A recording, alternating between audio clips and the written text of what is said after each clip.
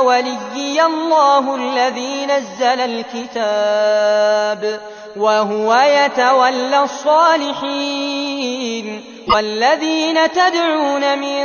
دُونِهِ لَا يَسْتَطِيعُونَ نَصْرَكُمْ وَلَا أَنفُسَهُمْ يَنصُرُونَ وَإِن تَدْعُوهُمْ إِلَى الْهُدَىٰ لَا يَسْمَعُوا وَتَرَاهُمْ يَنظُرُونَ إِلَيْكَ وَهُمْ لَا يُبْصِرُونَ خُذِ الْعَفْوَ وَأْمُرْ بِالْعُرْفِ وَأَعْرِضْ عَنِ الْجَاهِلِينَ